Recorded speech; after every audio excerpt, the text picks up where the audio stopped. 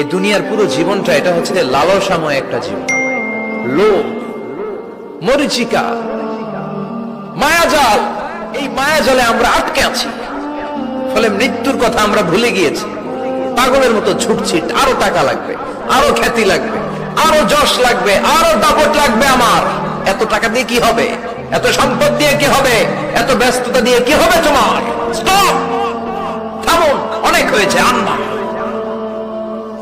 থামুন। Take a rest, take a breath and think about death. Think that you have to go back to your Lord. একটু বসেন না, একটু ভাবেন যে আমাকে চলে যেতে হবে, চলে যেতে হবে। এই কোলাহল, এই ব্যস্ততা, এগুলো থাকবে, থাকবো না আমি। সাইয়েদনা ওমর ফারুক বলেছেন, মুতু ক্বাবলা আন তামুতু, মরার আগে একবার মরো। হাসিবু ক্বাবলা আন তুহাসাবু আলাইকুম, তোমার হিসাব নেওয়ার আগে তুমি একবার নিজের হিসাবটা করো না। কাগজ বের করে একটু লিখো না, কি কি ভালো কাজ করছিলা, যেগুলো দিয়ে নাজাতের ওসিলা হতে পারে। 1 2 3, আর কি কি আকাম কুকাম করছো দেখো না, লিখে দেখো তোমার অবস্থাটা কি। মরার আগে একবার মরো।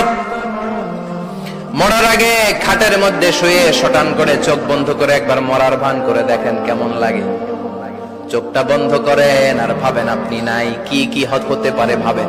আপনার ছেলে মেয়েরা কান্না জুড়ে দিবে, আপনার প্রাণের স্ত্রী বিলাপ শুরু করে দিবে, বন্ধু বান্ধবের চিৎকার আর মাতম, স্থানীয় এলাকার মসজিদে ঘোষণা, অমুক এলাকার নিবাসী অমুক ভাই, অমুকের ছেলে অমুক দুনিয়ায় নাই।